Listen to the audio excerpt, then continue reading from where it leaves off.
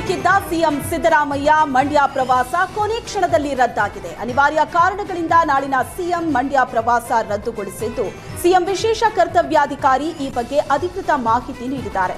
ನಾಳೆ ಮಂಡ್ಯ ಜಿಲ್ಲೆ ಬೇವುಕಲ್ಲು ಕೊಪ್ಪಲು ಗ್ರಾಮದ ಹುಚ್ಚರಾಯ ಬೀರೇಶ್ವರ ಸ್ವಾಮಿ ಕಳಸ ಪ್ರತಿಷ್ಠಾಪನೆಗೆ ಸಿಎಂ ಸಿದ್ದರಾಮಯ್ಯ ಹೋಗಬೇಕಿತ್ತು.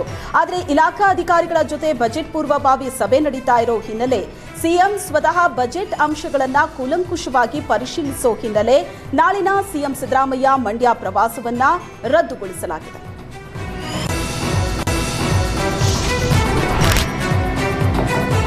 ರಾಜ್ಯ ಕಾಂಗ್ರೆಸ್ ಪಾಳೆಯದಲ್ಲಿ ಮತ್ತೆ ನಾಯಕತ್ವ ಬದಲಾವಣೆಯ ಚರ್ಚೆ ತಾರಕಕ್ಕೇರಿದ್ದು, ನನ್ನ ಮನಸ್ಸಿನಲ್ಲಿ ಇಂಥವರೇ ಸಿಎಂ ಆಗಬೇಕು ಅನ್ನೋದು ಏನಿಲ್ಲ. ಆದಷ್ಟು ಬೇಗ ಹೈಕಮಾಂಡ್ ತೀರ್ಮಾನ ಮಾಡಲಿ. ಹೈಕಮಾಂಡ್ ಹೇಳಿದವರು ಸಿಎಂ ಆಗ್ತಾರೆ. ಹೈಕಮಾಂಡ್ ಯಾರನ್ನ ಸಿಎಂ ಮಾಡುತ್ತೋ ಅವರಿಗೆ ಜೈ ಅಂತೀವಿ ಅಂತ ಸಚಿವ ಸತೀಶ್ ಜಾರಕಿಹೊಳಿ ಹೇಳಿಕೆ ಕೊಟ್ಟಿದ್ದಾರೆ. ಸಂಪುಟ ಪುನಾರಚನೆಯ ಬಗ್ಗೆ ಪ್ರತಿಕ್ರಿಯೆ ನೀಡಿದ ಸತೀಶ್ ಜಾರಕಿಹೊಳಿ, ಇದೆಲ್ಲ ಫುಲ್ ಪ್ಯಾಕೇಜ್. ನಾಯಕತ್ವ ಬದಲಾವಣೆ, ಸಚಿವ ಸಂಪುಟ ಪುನರ್ರಚನೆ ಎಲ್ಲವೂ ಬಗೆಹರಿಬೇಕು ಅಂತ ಹೇಳಿದ್ರು. ಹಿಂದುಳಿದ ವರ್ಗಗಳು ಸತೀಶ್ ಜಾರಕಿಹೊಳಿ ಸಿಎಂ ಆಗಬೇಕು ಅಂತ ಒತ್ತಾಯಿಸ್ತಾ ಇರೋ ಕುರಿತು ಮಾತನಾಡಿದ ಸಾಹುಕಾರ್, ನಮ್ಮದು ಆ ರೀತಿ ಕ್ಲೈಮ್ ಏನಿಲ್ಲ. ಪರಮೇಶ್ವರ್ ಕೂಡ ಸಿಎಂ ರೇಸ್ನಲ್ಲಿದ್ದಾರೆ. ನಾನು 2 ವರ್ಷ ಸಚಿವನಾಗಿ ಕೆಲಸ ಮಾಡ್ತೇನೆ, ಆಮೇಲೆ ನೋಡೋಣ ಅಂತ ಹೇಳಿದ್ರು.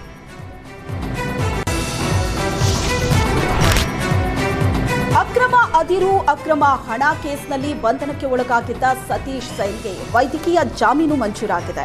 ಲಿವರ್ ಕಸಿ ಮಾಡಿಸೋ ಹಿನ್ನೆಲೆ ಹೈಕೋರ್ಟ್ ಜಾಮೀನು ನೀಡಿದ್ದು, ಲಿವರ್ ಕಸಿ ಕುರಿತು 2 ವಾರಕ್ಕೊಮ್ಮೆ ವರದಿ ಸಲ್ಲಿಸುವಂತೆ ಷರತ್ತು ವಿಧಿಸಿದೆ. 8 ವಾರಗಳಿಗೊಮ್ಮೆ ಆರೋಗ್ಯದ ಸ್ಥಿತಿಗತಿ ಬಗ್ಗೆ ವೈದ್ಯಕೀಯ ವರದಿ ಸಲ್ಲಿಸಬೇಕು. ಪ್ರಾಸಿಕ್ಯೂಷನ್ ಸಾಕ್ಷ್ಯದ ಮೇಲೆ ಪ್ರಭಾವ ಬೀರಬಾರದು. ವಿಚಾರಣಾ ನ್ಯಾಯಾಲಯ ವಿಚಾರಣೆಗೆ ತೊಂದರೆ ಉಂಟು ಮಾಡಬಾರದು. 5 ಲಕ್ಷ ಮೊತ್ತದ ವೈಯಕ್ತಿಕ ಬಾಂಡ್, ಒಂದು ಭದ್ರತಾ ಖಾತರಿ ಒದಗಿಸಬೇಕು ಅಂತ ಷರತ್ತು ವಿಧಿಸಿ ಜಾಮೀನು ನೀಡಿದೆ.